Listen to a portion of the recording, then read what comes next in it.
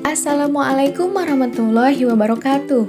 Halo teman-teman biologi, kami dari kelompok 7 yang beranggotakan Nita Nurlaila, Alia Azharu Zulfah, Indri Sulistia, Nurhaeni, dan Wafa Salimatul Nisa akan memaparkan mengenai materi bioteknologi di bidang militer. Dalam materi kali ini, terdapat beberapa pokok-pokok bahasan yang perlu kita pelajari. Pokok bahasan yang pertama yaitu pengertian senjata bioteknologi. Kedua, sejarah penggunaan senjata biologi. Ketiga, agen hayati sebagai senjata. Keempat, potensi Ebola sebagai senjata biologis. Kelima, bakteri antraks sebagai senjata biologis. Dan yang terakhir yaitu keuntungan dan kerugian penggunaan senjata biologi dalam militer. Pokok bahasan pertama, pengertian senjata biologi. Senjata biologi itu apa sih? Nah, menurut Direktorat Jenderal Pertahanan Kementerian Republik Indonesia, senjata biologi adalah senjata yang menggunakan patogen, bakteri, virus, atau organisme penghasil penyakit lainnya sebagai alat untuk membunuh, melukai, atau melumpuhkan musuh.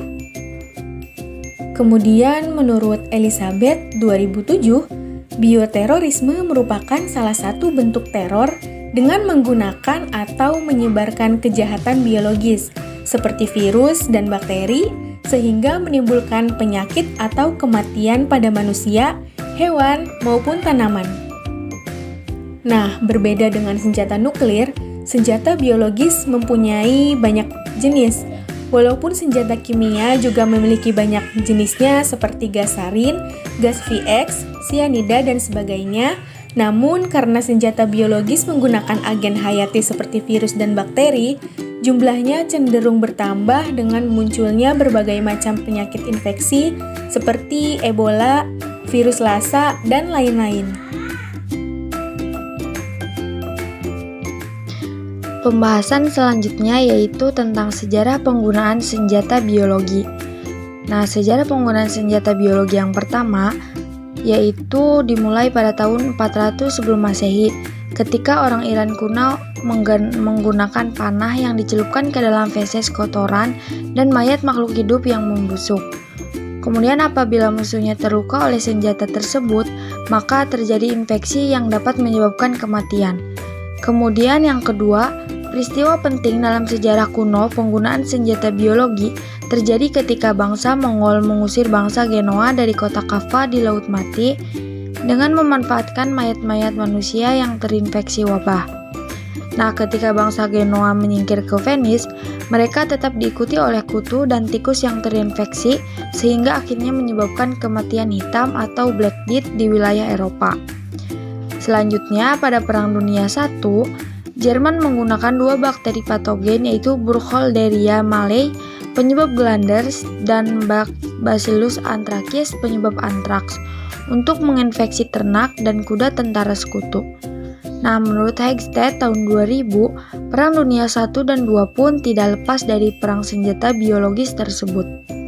Nah, yang terakhir, pada tahun 1932 sampai 1935, Jepang mengembangkan program pembuatan senjata biologi di Cina yang dinamakan dengan unit 731. Sebanyak 3.000 ilmuwan Jepang bekerja untuk melakukan penelitian terhadap berbagai agen biologi yang berpotensi sebagai senjata, misalnya kolera, pes, dan penyakit seksual yang menular. Eksperimen yang dilakukan menggunakan tanaman Cina yang mengakibatkan kurang lebih 10.000 tahanan mati. Sejak saat itu, tidak hanya Jepang yang mengembangkan senjata biologi, namun diikuti oleh negara-negara lain seperti Amerika Serikat dan Uni Soviet. Agen hayati sebagai senjata biologis. Dr. Arif B. Witarto dalam artikel yang berjudul Bahaya Senjata Biologis menuliskan bahwa senjata biologis menggunakan agen hayati seperti virus dan bakteri yang jumlahnya cenderung bertambah dengan munculnya berbagai macam penyakit, infeksi seperti virus Ebola dan lain-lain. Pada prinsipnya, Semua bahan hayati yang bersifat patogen, penyebab penyakit dapat dijadikan senjata biologi. Namun, Kementerian Kesehatan saat ini mencatat sedikitnya ada 9 penyakit menular yang potensial digunakan sebagai senjata biologi, yaitu antraks, poliomielitis, kolera, demam tifoid, tuberkulosis, flu burung, SARS, pes paru, dan cacar. Selanjutnya yaitu potensi Ebola sebagai senjata biologis. Ebola sebagai kekuatan senjata biologi yang dapat menyebabkan kerusakan massal.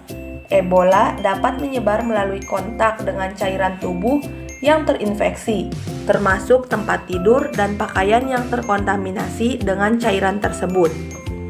Menurut Organisasi Kesehatan Dunia, tingkat kematian rata-rata dari Ebola diklasifikasikan sebanyak 50% dan bisa naik sampai 50% dan naik bisa sampai 90%.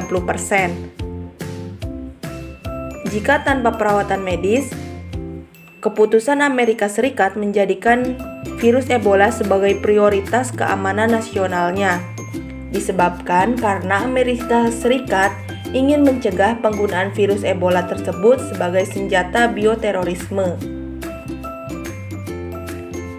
Keadaan ini tidak dapat dilepaskan dari pengalaman Amerika Serikat dalam merespon terorisme, terlebih saat terjadinya peristiwa 9/11. Pasca peristiwa tersebut, banyak bermunculan bentuk terorisme baru.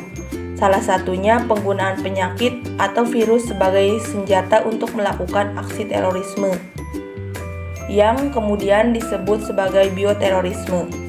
Hal ini terbukti dari kebijakan The Bioterrorist Act yang resmi ditandatangani oleh Presiden Bush pada 12 Juni 2002. Selanjutnya yaitu bakteri antraks sebagai senjata biologis. Bakteri antraks.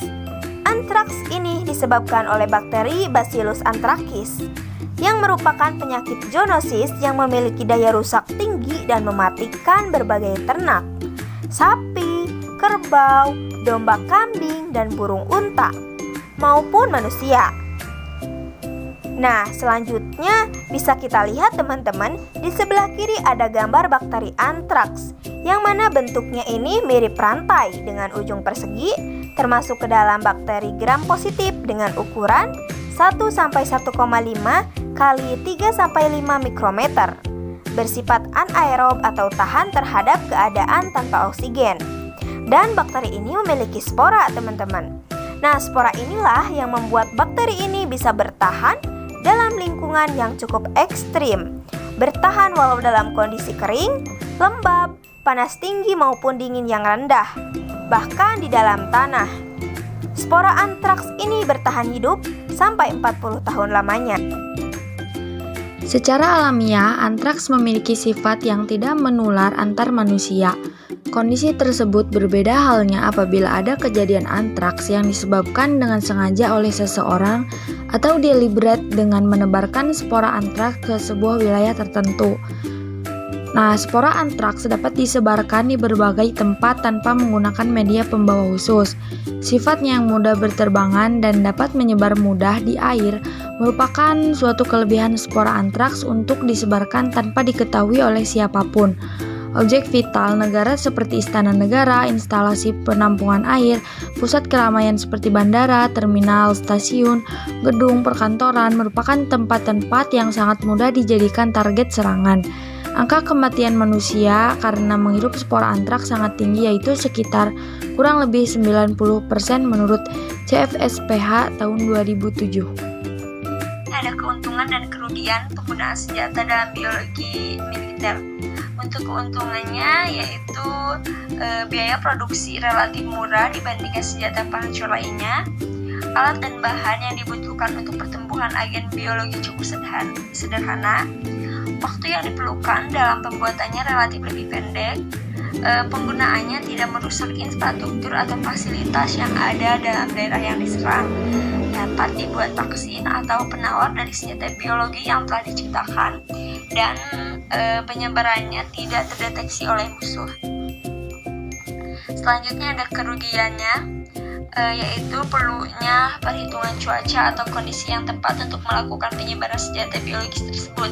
Jika tidak dilengkapi dengan berbagai alat pelindung, beresiko terinfeksi agen biologi yang digunakan sebagai senjata.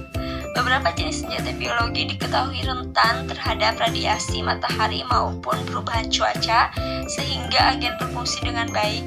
Beberapa agen biologi dapat bertahan lama di lingkungan atau seperti spora Bacillus athacis, sehingga daerah yang telah diinfeksi tidak dapat dihuni atau ditinggali dalam jangka waktu yang cukup lama.